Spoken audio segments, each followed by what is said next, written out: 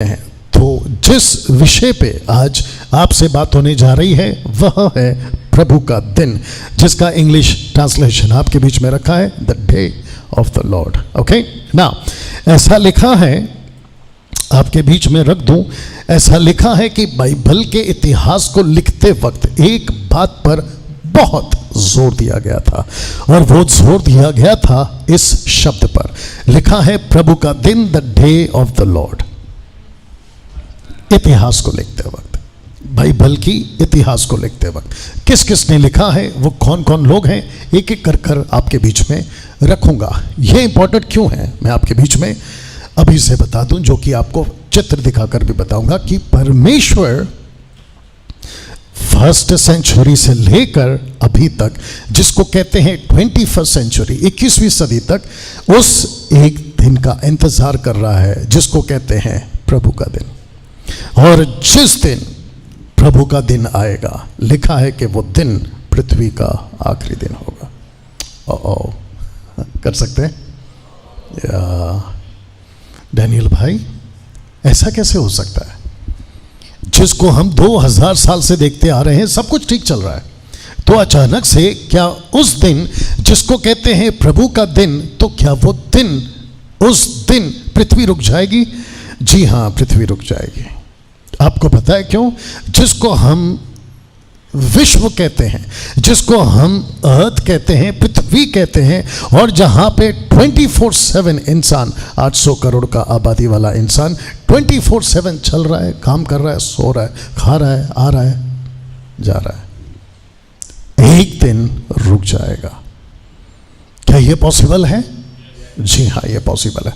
Daniel भाई थोड़ा मदद करिए, कर देता हूँ, क्योंकि आज आपके बीच में उसी सोच के साथ मैं आया हूँ। बस चाहता हूँ कि फोकस करें। आपको पता है, जब मैं ये चित्र रख रहा हूँ, हो सकता है कि सोशल प्लेटफॉर्म पे कुछ लोग कह सकते हैं बकवास है, ये कोट वाला बकवास कर रहा है, फोकस, ओके, बकवास कर रहा है, या क्या मूर्खता की बात कर रहा है। तो आपको याद दिला दूं कि कुछ 3 साल पहले पूरी दुनिया रुक गई थी, और वो झटका सिर्फ भारत को नहीं, और सिर्फ गरीब को नहीं, और सिर्फ पिछड़ी जाति को नहीं, लेकिन विश्व का नंबर 1 कंट्री जिसको कहते हैं अमेरिका, वो तक रुक गया था। Is that right? विश्व का ऐसा कोई करोड़पति, ऐसा कोई बिलियनियर, टिलियनियर, जो भी वो होगा, वो तक हिल गया था। अगर वो तब हो सका मात्र 3 साल पहले, तो सोच के देखिए, जिसको कहते हैं प्रभु का दिन, वाकई पूरी दुनिया रुक जाएगी। Amen, amen. You understand? और जितने यहां पर देख रहे हैं, बहुत गंभीर विषय है। आपने अब तक बाइबल को मजाक में लिया होगा। दावा है कि आज का प्रचार सुनने के बाद आप इस बाइबल को मजाक में नहीं ले पाओगे। या गो अहेड मजाक में नहीं ले पाओगे। लिखा है कि Bible talks about second coming of Jesus Christ 1845 times. ताज्जुब है, बाइबल 1845 बार रिकॉर्ड करती है या बात करती है नबियों के द्वारा, सेवकों के द्वारा, प्रेरितों के द्वारा, कि यीशु इस पृथ्वी पर एक दिन वापस आएगा। कितनी बार? 1845 बार। आपको अगर डाउट है तो बैठे रहो, 1 साल लगेगा ढूंढ के निकलने में। अगर आपको डाउट है कि 1845 बार कहाँ लिखा है। You understand? जिसके चलते एक शब्द है, लिखा है विश्वास, शब्द विश्वास की बात सबसे ज्यादा यीशु के आने के बारे में लिखा हुआ है। तो सबसे ज्यादा किसके बारे में? विश्वास। उसके बाद अगर किसी के बारे में लिखा है जो सबसे ज्यादा है, और वो है the day of the Lord, जिसका अर्थ होता है second coming of Jesus Christ. आपको घमंड है? होना चाहिए। आपको गर्व है? होना चाहिए, क्योंकि आप लकड़ी की आराधना नहीं कर रहे, पत्थर की आराधना नहीं कर रहे, जमीन आसमान की आराधना, जीव जंतु इंसान की आराधना नहीं कर रहे, बल्कि उसकी कर रहे हैं जिसने सब कुछ को बनाया। जी जी जी जी। तो जिसके चलते, जिसको कहते हैं the day of the Lord, और जब मैं इसकी स्लाइड्स को तैयार कर रहा था, आप जो हमारी फैमिली है उसको पूछ सकते हैं मैं सोता कब था, उठता कब था, क्या करता था, जिसके चलते मैंने खूब एडवर्टाइजमेंट किया कि आज के दिन और यस्टरडे सैटरडे के दिन इसको मैं ज़रूर आपके बीच में बात करूंगा। 28 times in old testament and new testament loudly spoken by profits and apostles about the day of the Lord. आप देख सकते हैं जिसका हिंदी ट्रांसलेशन रखा है प्रभु का दिन। यहाँ तक ठीक है? 28 times old testament new testament loudly spoken by profits and apostles. ये प्रॉफिट्स जिसके आपको चित्र दिखाई दे रहा है, लिखा है होली प्रॉफिट्स, क्योंकि the first book of Peter कहता है कि जो प्रॉफिट्स थे वो होली थे, वो पवित्र थे। कौन से प्रॉफिट को पवित्र कहा गया? क्योंकि ओल्ड टेस्टमेंट में बहुत सारे प्रॉफिट्स हैं जिसको कहा गया है ये फॉल्स है, झूठे हैं, लेकिन ऐसे भी प्रॉफिट्स थे, लिखा है कि 4 मेजर प्रॉफिट्स हैं और 12 माइनर प्रॉफिट्स हैं। ये टोटल 16 प्रॉफिट्स जिसको बाइबल कहती है they are the holy prophets. उन्होंने प्रोफेसी की है the day of the Lord की। मजाक था? नहीं। यूं ही था? नहीं। साथ ही साथ 12 apostles and apostle Paul, total 13 apostles ने यीशु के उस दिन का जिक्र किया है। एक साथ बोल दे, जिसको कहते हैं the day of the Lord, जिसको कहते हैं हिंदी में प्रभु का दिन। और मुझे थोड़ा सा या ज़्यादा गुस्सा है। गुस्सा इस बात का है कि यीशु का ऐसा एक विषय जिसको बहुत बोलना चाहिए था, जिसको कहते हैं the day of the Lord, उसको इतना क्यों नहीं बोला जा रहा है? प्रचारकों के द्वारा, शिक्षकों के द्वारा, चर्च के अंदर इतना क्यों नहीं बोला जा रहा है? जबकि आप देख सकते हैं Isaiah chapter 2 verse 12, Isaiah 13:6, 13:9, 34:8, 46:1, Lamentation chapter 2 verse 22, Ezekiel 13:5, और ऐसे करते करते ये और ऐसे करते करते ये।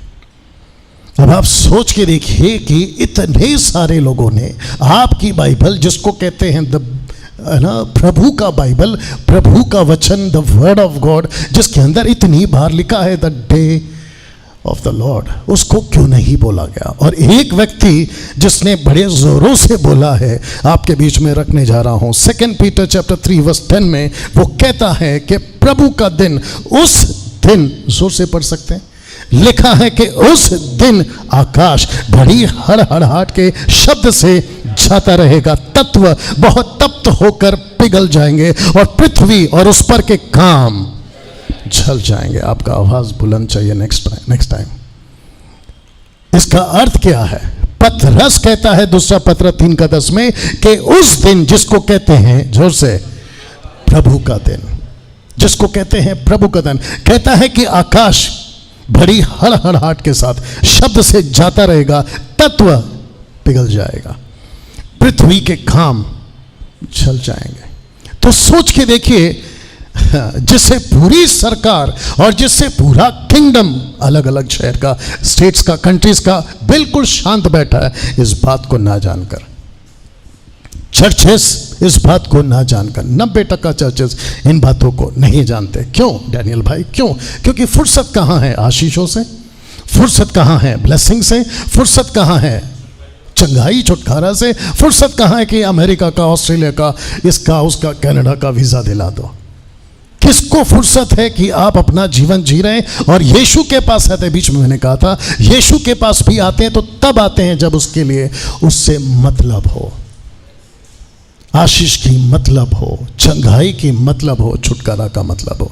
लेकिन कहता है बाइबल कि एक दिन ऐसा आएगा कि आकाश बड़े जोरों से हिला दिया जाएगा। यहां तक ठीक है? इसको कहते वक्त और इसको आप सुनते वक्त, और यहां जितने बैठे हैं, मैं चाहता हूं कि अगला स्लाइड बहुत ध्यान से पढ़ें और इसके ऊपर आप अपना रिस्पॉन्स दें।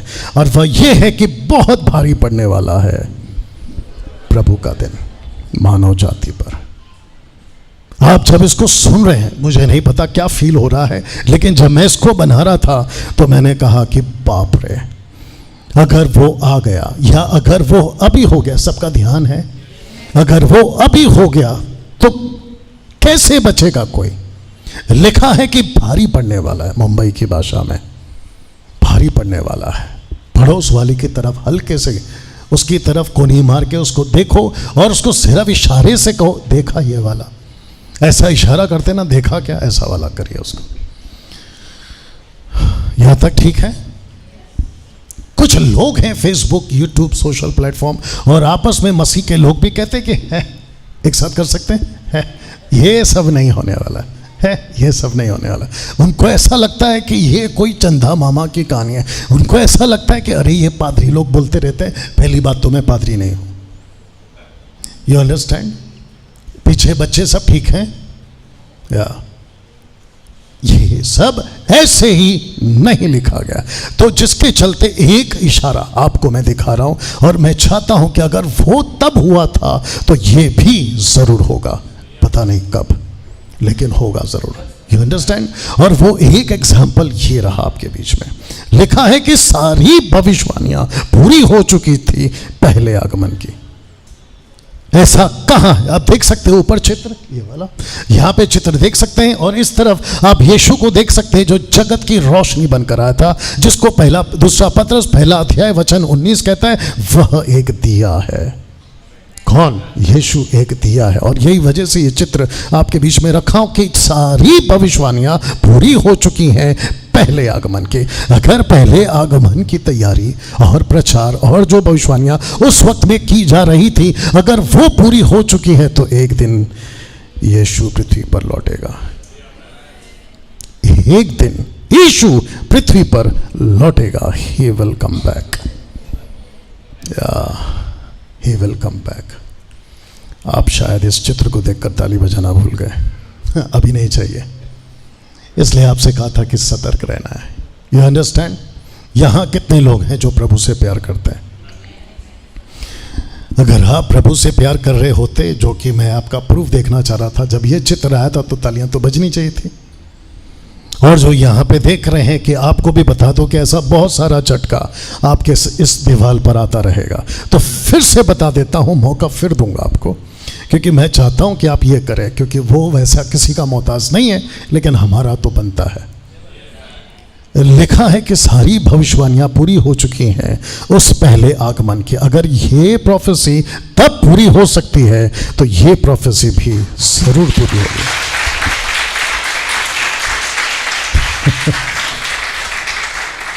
अगर आप पहले आ जाते, यू अंडरस्टैंड? कैसा लग रहा है अभी तक?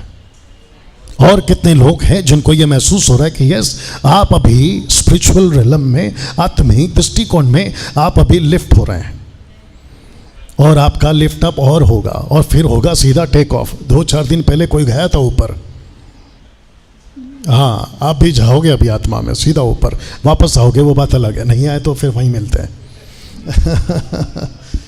You understand? लिखा है कि एक दिन यीशु पृथ्वी पर लौटेगा। He will come back. Now एक व्यक्ति से आपको मिलाता हूं और वो व्यक्ति है पतरस। लिखा है कि पतरस ने कुछ देखा था यीशु की कब्र में। तो जो शब्द है ना, देखा था, उसको कहते हैं थियरियो, थियरियो। और जो आपका इंग्लिश वर्ड है ना थिएटर, यहीं से निकला है, थिएटर, थियरियो, जिसका अर्थ होता है आप जब थिएटर में बैठते हैं तो कैसे देखते हैं? जल्दी बोला करो, ध्यान से देखते हैं। आप जब देखते हैं तो क्या करते हैं? फोकस करते हैं। तो पतरस जब यीशु की कब्र पर गया, प्रेज गॉड, कैसे चित्र अवेलेबल थे गूगल में जो कि आपको कनेक्ट करवा सकूं, तो लिखा है कि पतरस कब्र में गया और उसने ध्यान से देखा। आइए देखते हैं उसने क्या देखा। Are you ready for this? तो यहां लिखा है कि उसने क्या देखा। लिखा है उसने देखा फोल्डेड क्लॉथ, लपेटा हुआ कपड़ा। आपने कभी इसको पढ़ा था? यीशु, सबका ध्यान है, यीशु जब आज से 2023 साल पहले इस पृथ्वी पर जब उन्होंने कहा कि हे परमेश्वर, मेरी आत्मा तुझे सौंपता हूं, यीशु की डेड बॉडी को रखा गया था कब्र में, दफनाया नहीं गया था, बल्कि केव्स में रखा था या गुफा में रखा था, जिसके ऊपर से पत्थर लुढ़का दिया जाता था, ठीक है ना। और जिस कपड़े पर, खास करके एक कपड़ा जो उनके सर पे बांधा था, लिखा है कि वो कपड़ा यहाँ पे लपेटा हुआ है। बोल सकते हैं लपेटा हुआ है, इंग्लिश में कहते हैं फोल्डेड क्लॉथ। जिसको लपेट कर रखा गया था। अब इसका अर्थ क्या है आपके बीच में बताने जा रहा। तो यूहन्ना की किताब उसका 20:7 कहता है, वह अंगोछा जो उसके सिर पर बांधा हुआ था कपड़ों के साथ पड़ा हुआ नहीं, परंतु अलग, ये देख लीजिएगा, एक जगह लपेटा हुआ देखा। और इंग्लिश ट्रांसलेशन कहता है फोल्डेड क्लॉथ, लपेटा हुआ कपड़ा। इसका अर्थ क्या है? सब ठीक? इसका अर्थ क्या है? इसका अर्थ है यीशु ने इसको क्यों लपेटा था और कहां से लौटूंगा कहा था। इसका अर्थ क्या है? तो यहूदियों के हिसाब से तब भी और आज भी, अकॉर्डिंग टू जूविश कस्टम, तब भी और आज भी, कि जब वो टेबल पे खाना खा रहे होते हैं, तो अगर उनका खाना पूरा नहीं हुआ है तो अपने नैपकिन को वो फोल्ड करके रखते हैं। तो जो घर के लोग हैं और अगर वो कोई होटल में है, अगर नैपकिन फोल्ड है तो वेटर को पता चलता है कि इसका खाना खत्म नहीं हुआ है, ये उठकर तो गया है, वापस आएगा। क्या बात है। तो जिसके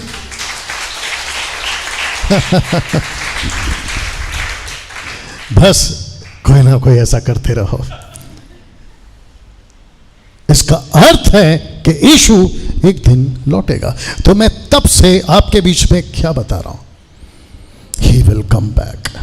लिखा है कि पृथ्वी पर एक दिन यीशु लौटेगा। मुझे नहीं पता कि बाहर के लोगों ने, नंबर 1 अविश्वासी, नंबर 2 चर्च के लोगों ने, विश्वासियों ने बाइबल को, बाइबल की बातों को, बाइबल की घटनाओं को कितना सीरियस लिया है मुझे नहीं पता। अगर सीरियस लिया होता तो मसीहत आज अलग होती। आपको ऐसे करना था जो लोग बैठे हैं, या ऐसा करना था, यू अंडरस्टैंड।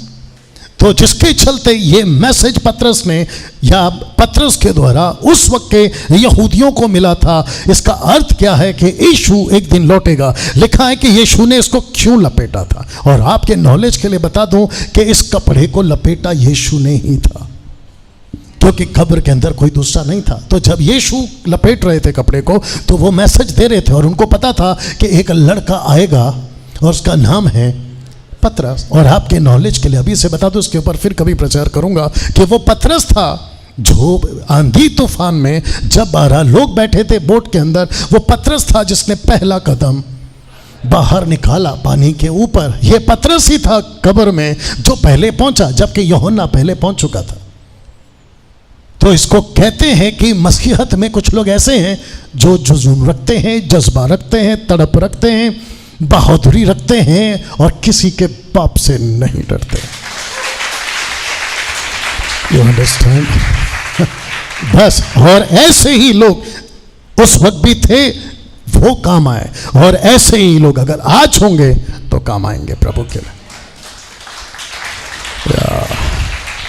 हाँ, आप यहां तक समझें कि लिखा है कि यीशु ने उसको क्यों लपेटा था और कहां से लौटूंगा कहा था। लेकिन पहले ये सवाल, are you ready for this?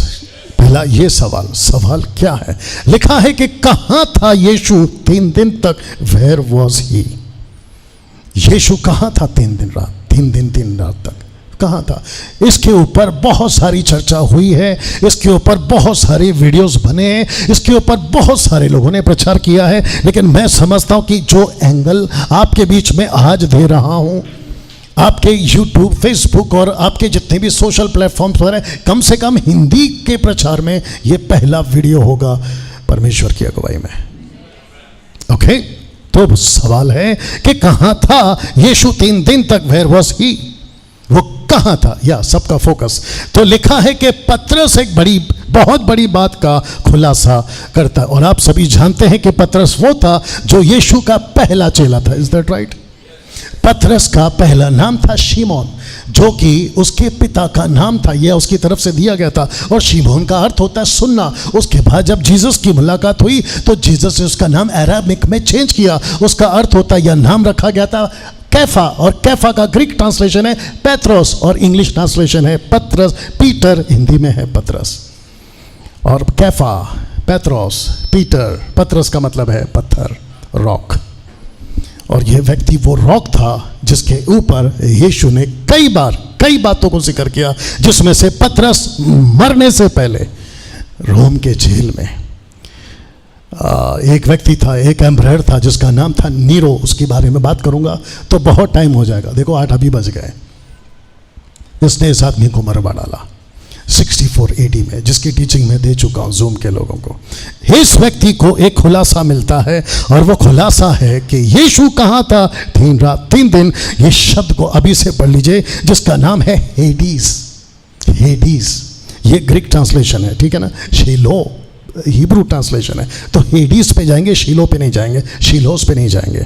Now लिखा है पहला पत्रस उसका 3 अध्याय वचन 18 और 19 में एक अद्भुत प्रकाशन या अद्भुत खुलासा इस व्यक्ति को मिला था। आइए पहला पढ़ लेते हैं वचन 18, आप भी मेरे साथ में पढ़ेंगे। लिखा है कि इसलिए कि मसीह ने भी अर्थात अधर्मियों के लिए धर्मी ने पापों के कारण एक बार दुख उठाया। सबको पढ़ना था। लिखा है कि पापों के कारण एक बार दुख उठाया। वह आगे कहता है ताकि हमें परमेश्वर के पास पहुंचाए। वह शरीर के भाव से तो घात किया गया पर आत्मा के भाव से झिलाया गया। यह है वचन 18। यह है वचन 18। वचन 19 को मैं आगे पढ़ूंगा, लेकिन सबका ध्यान है। ओके, अब चाहता हूं कि आपका जो लिफ्ट हुआ है, आपका जो आत्मा है, अब उसको थोड़ा सा और डीप में लेके जाएं, क्योंकि यहां पे टोटल 3 बातें हैं। यहां पे टोटल 3 बातें हैं। डैनियल भाई कौन कौन सी बातें हैं? तो पहला है ताकि हमें परमेश्वर के पास पहुंचाए। दूसरा वह यानी कि यीशु शरीर के भाव से घात किया गया। तीसरा पर आत्मा के भाव से झिलाया गया। यह है पहला। यीशु, सबका ध्यान। क्वेश्चन क्या था? कहां था यीशु 3 रात 3 दिन? पतरस को खुलासा मिलता है, कहता है कि यीशु सबसे पहले दुख उठाकर खुद के जीवन में उसने सबसे पहला काम यह किया कि लोगों को परमेश्वर के पास पहुंचाया। आमीन। वापस कह देता हूं कि यीशु ने सबसे पहला क्या किया? लोगों को परमेश्वर के पास पहुंचाया। कहां? लिखा है कि जहां पिता रहता है। ओके ओके ओके ओके, ठीक था। जहां परमेश्वर पिता रहता है। अब ऐसा क्यों कि जहां परमेश्वर पिता रहता है? क्योंकि आपको अभी मैं बताऊंगा थोड़ी देर में कि जो लोग मरते थे आदम से लेके डाकू तक, वो परमेश्वर पिता के पास नहीं जाते थे। लेकिन यीशु ने आज से 2023 साल पहले आकर एक ऐसा चीज किया जिसका प्रकाशन पतरस को मिलता है। कहता है कि उसने सबसे पहले यह किया कि उसने शरीर में दुख उठाकर, धर्मी ने अधर्मी के कारण दुख उठाकर, लिखा है कि हमें परमेश्वर के पास पहुंचाया। कैसे? लिखा है वो घात हुआ। फिर क्या हुआ? 3 दिन जी उठा। तो पहला पॉइंट है कि उसने हमको, आपको, आदम से लेकर डाकू तक के लोगों को परमेश्वर के पास पहुंचाया है। ताली बजनी चाहिए फिर से।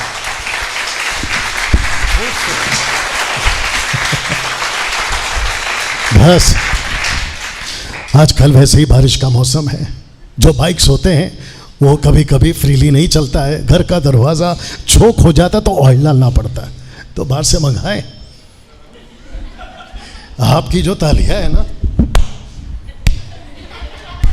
वो इस टाइप की आ रही है, थोड़ा टाइट आनी चाहिए। ओके, एक चित्र दिखा रहा हूं साहब। मैं चाहता हूं कि आप ये चित्र देखें और इस वचन को पढ़ें। 2 कुरिन्थियों 5:19 लिखा है कि परमेश्वर ने मसीह में होकर अपने साथ संसार का मेल मिलाप कर लिया और उनके अपराधों का दोष उन पर नहीं लगाया।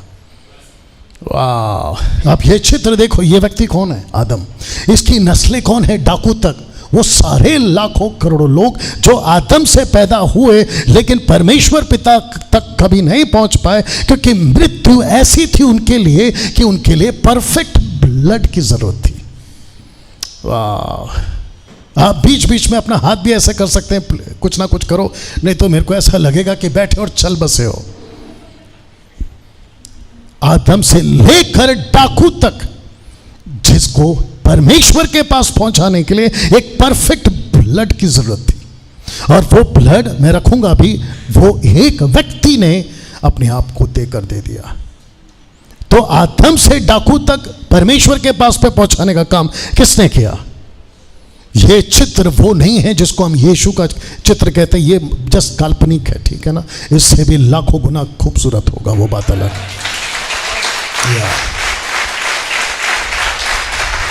दूसरी बात, या दूसरा पॉइंट, वह शरीर के भाव से तो घात किया गया था। ना लिखा है कि शरीर में पापी होने के कारण, वापस कहता हूं कि शरीर में पापी होने के कारण या पाप होने के कारण मसीह को तो मरना ही था। Is that right? या उसको मरना ही था। तो फिर प्रश्न उठता है, पहले इसको देख लीजिएगा। इब्रानियों 10:5 में लिखा है कि इसी कारण वह जगत में आते समय कहता है, भजन संहिता 40 का 6 से 8 तक में पढ़ लेना, क्योंकि भजनकार कहता है, दाऊद कहता है कि बलिदान और भेंट तूने ना चाहिए, लेकिन लिखा है कि पर मेरे लिए एक देह तैयार किया। तो यीशु जो क्रूस पे मरे थे, ये चित्र देख लो, यीशु जो क्रूस पे मरे थे, ये जो बॉडी है ये किसकी है? जोर से अगर आप मैसेज को समझ रहे हैं तो जवाब दे पाओगे, जो कि मैं शुरू से पीछे से बोलते आ रहा हूं। ये बॉडी किसकी है? किसने कहा? सही जवाब, ये बॉडी आपकी है। इसका मतलब है कि इस जगह पे होना कौन चाहिए था? आप। यहां पे मार किसको पड़नी थी? जोर से आपको। यहां खीले किसको पड़नी थी? आपको। तो ये लोग जो यहां पे देख रहे हैं सोशल प्लेटफॉर्म पे, उनको भी बता दो कि कुछ हंसी ठट्टा करने वाले यहां पर हैं, जो कहते हैं कि जो 3 किले को बर्दाश्त नहीं कर सका वो कहां का परमेश्वर? जो खुद नहीं बचा सका हमको क्या बचाएगा? जो खुद मर गया वो खुदा कैसे? अब उनको कौन बताए कि यहां पे मरना था तुझे, लेकिन मरा यीशु। वाह। तो कहता है कि भजन संहिता, और दाऊद कहता है, और पौलुस अगर इसका लेखक है तो कहता है कि बलिदान और भेंट तूने ना चाही, अब इसको पढ़ो, पर मेरे लिए एक देह तैयार किया था। तो यीशु जब पैदा हुए थे, सबका फोकस, जब यीशु पैदा हुए थे तो ऐसा लगता था कि बच्चा पैदा हुआ है। जी नहीं। जब यीशु बड़े हो गए थे 12 साल के तो लड़का चल रहा है। जी नहीं। जब यीशु 30 साल के हो गए तो कह रहा था कि अरे इंसान जा रहा है। लेकिन एक व्यक्ति था जिसको कहते हैं द लास्ट प्रॉफिट, और वो लास्ट प्रॉफिट कौन था? John the Baptist. उसने जब यीशु को देखा तो उसने कहा कि देखो ये वो आ रहा है। एक साथ कोई बोल सकता है कौन आ रहा है? ये परमेश्वर का मेमना है। लिखा है कि अनहोना है कि बैलों और बकरों का लहू पापों को दूर करे, ये अनहोना है। It is impossible. तो यीशु मसीह क्या बनकर आया? क्योंकि यहाँ बहुत सारी देह सैक्रिफाइस होती थी, यहाँ बहुत सारी बॉडी को जो जानवर की होती थी उनको सैक्रिफाइस किया जाता था, जिसके चलते यीशु ने कहा ठीक है मैं भी एक शरीर बनकर आऊँगा। बीच में गुजरात में, उत्तर प्रदेश में, नॉर्थ साइड में, यूट्यूब पर, फेसबुक पर एक वीडियो बहुत वायरल हो रहा है, और कहते हैं कि इसको यानी यीशु को परमेश्वर कैसे मान सकते हैं? कहते हैं वो तो खुद कहते हैं कि वो परमेश्वर का बेटा है। जी हाँ, मैं भी कहता हूं कि वो परमेश्वर का बेटा है। एक साथ पूछो क्यों? क्योंकि पहला बेटा फेल हो गया था। पहला बेटा कौन था? आदम। तो यीशु क्या बनकर आया? दूसरा बेटा आदम, यानी कि सेकेंड एडम। और वो क्यों? क्योंकि जो पहला एडम था वो शरीर में था, फ्लैश में था। तो दूसरा एडम एंजल कैसे हो सकता है? दूसरा एडम गॉड कैसे हो सकता है? अगर सैक्रिफाइस देना है, ब्लड लेना है या बहाना है, तो उसको भी फ्लैश में आना था। और इसी वजह से वो परमेश्वर का बेटा बनकर आया, जबकि वो खुद ही परमेश्वर है। क्या बात। या। तीसरी बात लिखा है पर आत्मा के भाव से जिलाया गया। तो पहला क्या है? परमेश्वर ने, माफ करना, यीशु ने लोगों को परमेश्वर के पास पहुंचाया। दूसरा, उसने खुद को दे दिया और पापियों पर दोष नहीं लगा। चित्र याद है कि नहीं लगा? याद है। मेल मिलाप की सेवा दी, पुत्र के द्वारा पिता का मेल किया, लेकिन उनके पापों का दोष उन पर नहीं लगा। क्यों? क्योंकि उनका दोष उसने खुद अपने बॉडी पे ले लिया। Is that right? तो तीसरा कहता है पर आत्मा के भाव से जिलाया गया। अब शब्द को पढ़ो, लेकिन सवाल उठता है कब जिलाया गया? तीसरे दिन, 3 दिन बाद। यीशु का, बहुत ध्यान से सुना, अभी पंच लाइन आ रहा है। यीशु का मरना ठीक है डैनियल भाई, और मरना ठीक है बाइबल के लोगों, मरना ठीक है प्रॉफिट्स एंड अपोस्टल, लेकिन यीशु का जिंदा होना क्या बताता है? यीशु का जिंदा होना बहुत कुछ बताता है, जो कि आपके बीच में रखने जा रहा हूं। तो लिखा है कि तो कहां था यीशु 3 दिन तक? कहाँ था यीशु 3 दिन तक और कहाँ से झिलाया गया? तो लिखा है कि उन्हीं 3 दिनों में पहला पतरस उसका 3 का 19 आ गया। अभी तक क्या बता रहा था? 18। अब क्या बता रहा हूँ? 19, क्योंकि प्रकाशन कहाँ से मिला था? पहला पतरस उसका 3 अध्याय वचन 18 और 19। 18 का 3 बात बता चुका हूँ। एक पहुँचा चुका है, दूसरा खुद के शरीर पे उसने दोष लिया, तीसरा और वो जी उठा है। तो लिखा है कि उसी में जब यीशु यहाँ थे, उसी में लिखा है कि उसी में उसने जाकर, उसी में उसने ब्रैकेट में यीशु ने जाकर लिखा है कि कहती आत्माओं को भी प्रचार किया जिन्होंने उस बीते समय में आज्ञा ना माना, जब परमेश्वर नूह के दिनों में धीरज धरकर ठहरा रहा और वो जहाज बन रहा था जिसमें बैठकर थोड़े लोग अर्थात 8 प्राणी के द्वारा बच गए। यीशु कहाँ गए थे? एक साथ हेडीस में। हेडीस का अर्थ क्या है आगे भी बताऊंगा, अभी बता देता हूं क्योंकि दिमाग में आपके चल रहा होगा। हेडीस का मतलब होता है कि एक जगह पे जो मरी हुई आत्माएं होते हैं उनको 2 डिपार्टमेंट में रखा जाता है, और वो जो 2 डिपार्टमेंट है आपके बीच में रखूंगा। तो हेडीस का मतलब होता है कि जो मरी हुई आत्माएं हैं उनको कैद किया गया। एक है नेगेटिव वे पे, ऑब्वियस, दूसरा है पॉजिटिव वे पे।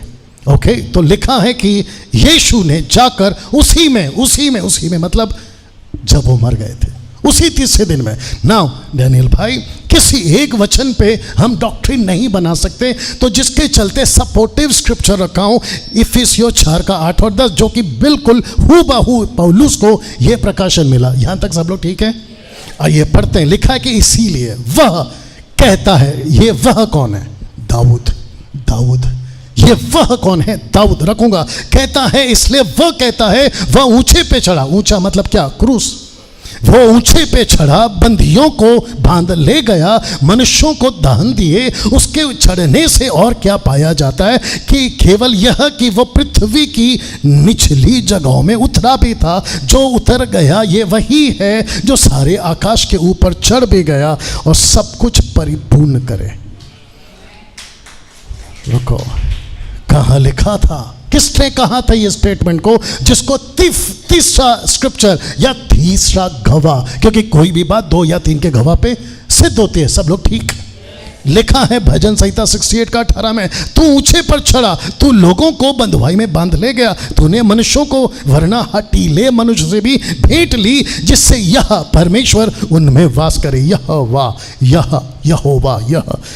उनमें वास करे। वास का ट्रांसलेशन करूंगा, और ये जो लोग हैं ना हटीले, इसको भी बताऊंगा कि ये लोग कौन है। यहां तक ठीक है? ओके, जब ये सब कुछ हो रहा था, यीशु को रोम की सरकार ने पकड़ लिया था। कम से कम 3 से 4 कोर्ट में उनका फैसला चला, और आखिरकार किसी भी कोर्ट ने, वो चाहे हेरोदेस का हो, वो चाहे पिलातुस का हो, वो चाहे कैफा महायाजक का हो, या फिर वो कैफा हन्ना का हो, हन्ना महायाजक का हो, किसी ने भी यीशु के ऊपर एलिगेशन सिद्ध नहीं किया कि ये गिल्टी है, ये गिल्टी है, ये गिल्टी है। नो, नेवर, किसी ने किया। लेकिन पब्लिक के डिमांड पर वहां जो कुछ लोग थे उन्होंने नारे लगाए कि क्रूस पे चढ़ाओ, क्रूस पे चढ़ाओ, क्रूस पे चढ़ाओ। और यीशु को जब क्रूस पे चढ़ा दिया गया था, तो वहां पे 2 डाकू थे, एक थे राइट और एक थे लेफ्ट में। जो लेफ्ट वाला था उसको शायद छेड़ थी, मैं तो मर रहा हूं और मुझे तकलीफ बहुत हो रही है, दर्द बहुत हो रहा है। ऐसे में उसने कहा कि आपके बारे में तो हम सुनते थे जब मैं जेल में था कि तू मसीहा है, मसीहा है। अब ताज्जुब की बात यह है कि हम तो मर रहे हैं और हमको तेरे साथ मारा जा रहा है। अगर तू वही परमेश्वर है जो खुद को कहता है तो खुद भी बच और मुझे भी बचा। लेकिन उस राइट वाले, दाहिने वाले डाकू ने कहा, नो, हम जो मर रहे हैं, सबको याद है ना, हम जो मर रहे हैं अपनी गलती, अपने पाप, अपने गुनाह के लिए, लेकिन ये वो नहीं है जो तू सोच रहा है, ये सच्चा है, ये परमेश्वर है। बहुत ध्यान से सुनना। और उस डाकू ने यीशु पर वहीं विश्वास किया। बस उसने एक शब्द कहा कि अगर यही सच है, मैं यहाँ नहीं बचने की बात कर रहा हूँ, लेकिन मुझे वहाँ ज़रूर याद करना। तो यीशु ने क्या कहा सुनिए, क्योंकि इसका पीछे का मैं बता चुका हूँ। तो 23 का 43 में यीशु कहता है, उसने ब्रैकेट में यीशु ने उससे कहा, मैं तुझसे सच कहता हूँ कि आज ही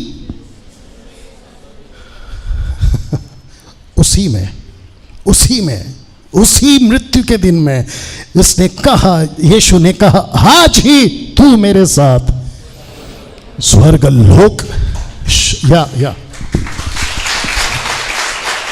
थोड़ा सा टाइमिंग अलग होगा। ओके, आज ही तो मेरे साथ स्वर्ग लोक में होगा, लेकिन आपको अक्सर यही सुनने को मिलता होगा और यहां पे भी बहुत बार यही कहा होगा कि यीशु ने उस डाकू को कहा कि तू मेरे साथ स्वर्ग में होगा, जिसको कहते हैं इंग्लिश में हेवन। नो, यीशु ने कहा स्वर्ग, और इसका ओरिजिनल मैन्युस्क्रिप्ट है ये वाला। यीशु ने कहा you will be with me in paradise. Paradise अलग है, हेवन अलग है, स्वर्ग अलग है, स्वर्ग लोक अलग है, जिसको हम आगे सीखेंगे। प्रूफ क्या है? ये रहा आपके सामने प्रूफ, जिसको कहते हैं ओरिजिनल मैन्युस्क्रिप्ट, जो कि ग्रीक में लिखा गया था। यहां तक ठीक है। डाकू यीशु को कहां मिला? यीशु यहां मरे, डाकू यहां मरा। जब डाकू यहां मरा तो उसको नहीं पता था कहां जाऊंगा, बस उसने विश्वास किया था और उसने कहा कि आज ही तो मेरे साथ। यहां आंख खुली, डाकू, माफ करना, यहां डाकू की आंख बंद हुई, लेकिन डाकू की आंख खुली सीधे पैराडाइज में, जहां यीशु पहले से ही था। वाह! और यीशु ने कहा, बोला था ना कि मैं तेरे को यहां पे मिलूंगा।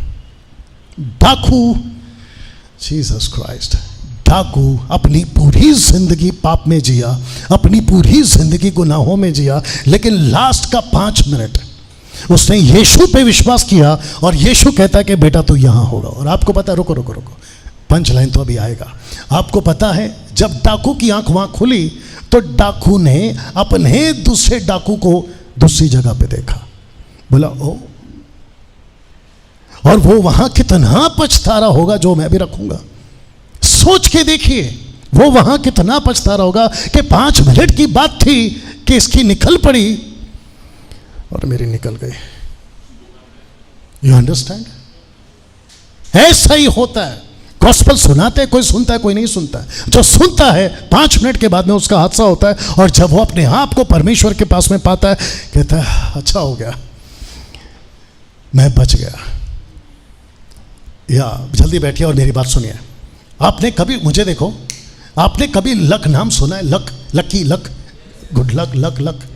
या इससे बेहतर लक क्या हो सकता है? आप कहते क्या लकी है यार, इससे बेहतर क्या लकी हो सकता है बताइए?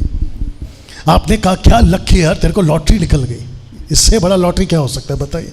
अरे क्या लकी है यार, तेरे को छुपा हुआ खजाना मिल गया, इससे बेहतर लकी क्या हो सकता है बताइए? हाँ, वो बात अलग है कि हम लक को नहीं मानते, नहीं तो पता चला विचित्र लोग इसके ऊपर वीडियो बनाएंगे कि डैनियल राज ने लक लक बोला है। कितने लोग समझ रहे हैं? डाकू यहां पाया गया जब उसकी आंख खुली। कहां पे? स्वर्ग में। तो मैंने आपसे क्या कहा था कि आदम से लेके डाकू तक उस वक्त में लोग जो मरते थे वो कहां जाते थे? स्वर्ग लोक में, पैराडाइज में। तो आदम और हव्वा, उसके दोनों पुत्र, हम इसको स्वर्ग में, पैराडाइज में देख सकते हैं, क्योंकि बाद में उसने माफी मांगी होगी जिसने कत्ल किया। हनोक को यहां देख सकते हैं, नूह को यहां देख सकते हैं, स्वर्ग लोक में देख सकते हैं, अब्राहम को, इसहाक को स्वर्ग लोक में आप इसको यहां पे देख सकते हैं, यानी कि उस वक्त में ये वहां होंगे। यूसुफ स्वर्ग लोक में थे, आपका मोसेस स्वर्ग लोक में थे, जोशुआ और गिडियन आपके स्वर्ग लोक में थे, सैमुअल, सैमसन आपके स्वर्ग लोक में थे, उसके बाद में किंग डेविड स्वर्ग लोक में थे, और आपका डैनियल और उसके 3 दोस्त स्वर्ग लोक में थे। अब ये सारी चीजें, एक व्यक्ति और आ रहा है जिसका नाम है नहमाया, जिसने 52 डेज में वो वॉल को खड़ा किया था या तैयार किया था, ये सारे के सारे वहां थे। तो जब डाकू वहां पहुंचा तो आदम से लेके जॉन द बैप्टिस्ट तक आखिरी आदमी, जॉन द बैप्टिस्ट तक आखिरी आदमी वहां था, जिसको हम, या इसको नहीं ले पाए, अगले इसमें डालेंगे उसको। You understand? कैसा लग रहा है अभी तक? ये अभी तक यीशु के जी उठने तक स्वर्ग नहीं गए, ये अभी तक पैराडाइज में। ना मत्ती का 27 का 50 और 54 तक आपने कभी इसको पढ़ा है? मैं आपको बताता हूं क्या लिखा है। Are you ready for this? या मेरे साथ बने रहे। ओह सॉरी, लिखा है कि तब यीशु फिर बड़े शब्द से चिल्लाकर, एक साथ बोल दो, प्राण छोड़ दिए। मतलब वो मर गए, देह में वो मर गए। जैसे ही मरे, यू वांट टू नो क्या हुआ वहां पर? आप जानना चाहते हैं वहां पर क्या हुआ? लिखा है कि देखो मंदिर का पर्दा ऊपर से नीचे तक फटकर 2 टुकड़े हो गया। मंदिर का पर्दा को फाड़ने से पहले मंदिर का दरवाजा बीच में आता है, और मंदिर का दरवाजा इतना हैवी था, कम से कम 10 से 15 लोग लगते हैं उस दरवाजे को खोलने के लिए। दरवाजा ऑटोमेटिकली खुल गया और पर्दा ऊपर से लेके नीचे तक फट गया, और यह सब चमत्कार के रूप में देखा जा रहा था वहां पे। आप लोग नहीं समझ रहे हैं, यीशु साधारण था? सोच के देखिए, लिखा है कि मंदिर का पर्दा ऊपर से नीचे तक फटकर 2 टुकड़ा हो गया, धरती ढोल गई, चट्टानें धड़क गई। अब इसको पढ़ो, और कब्रें खुल गई और सोए हुए पवित्र लोगों की बहुत सारी शव। कब? जब यीशु मरा तब। और जैसे ही मरा तो जो स्वर्ग लोक में थे, जिसको कहते पैराडाइज में, वहां के मुर्दे कहते पवित्र लोग जी उठे, उनकी लाशें जिंदा हो गई। चमत्कार है। Come on speak. चमत्कार है? जी हाँ चमत्कार है। ताज्जुब है? जी हाँ ताज्जुब है। ये पाव किलो का भेजा समझ सकता है? जी नहीं समझ सकता। लिखा है चट्टानें धड़क गई और धरती डोल गई और कब्रें जिंदा हो गई, और जो लोग थे वो जिंदा हो गए। यहां तक ठीक है? इसको कहते हैं फर्स्ट पार्ट, जब यीशु मरा। लेकिन शायद किसी ने गौर नहीं किया कि 53 में क्या हुआ। I you want to know this? लिखा है 53 में उसके जी उठने के बाद, तो लिखा है कि जब वो मरा तो मुर्दे जिंदा हुए, लेकिन जब यीशु जी उठा तो लिखा है कि वे, ब्रैकेट में ओल्ड टेस्टमेंट, कब्रों में से निकलकर पवित्र नगरों में गए और बहुतों को दिखाई दिए। तब सूबेदार और जो उसके साथ यीशु का पहरा दे रहे थे, भूडोल हुआ, भूकंप हुआ, और जो कुछ हुआ था देखकर अत्यंत डर गए और कहा, सचमुच ये परमेश्वर का पुत्र है। ये कौन से सूबेदार थे जो 3 दिन तक कब्र पे पहरा दे रहे थे? तो अचानक से देखा कि भूकंप फिर हुआ। तो जब मरा था तब भूकंप हुआ, जब जी उठा है तब भूकंप हो रहा है, तब भी धरती हिली, अभी धरती हिली। और जब धरती हिली का मतलब है कि पहले भी मुर्दा जिंदा हुए 3 दिन पहले, और जब यीशु जिंदा हुआ तो अपने साथ और भी मुर्दों को जिंदा करके लाया।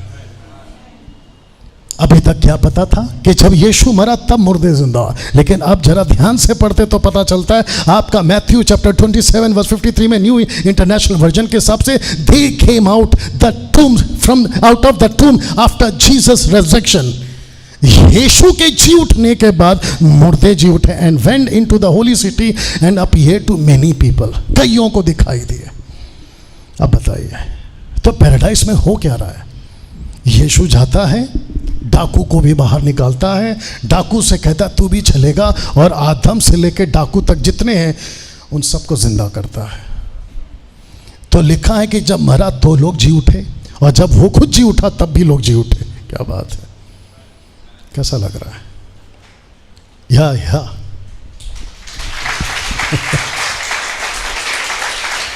बस।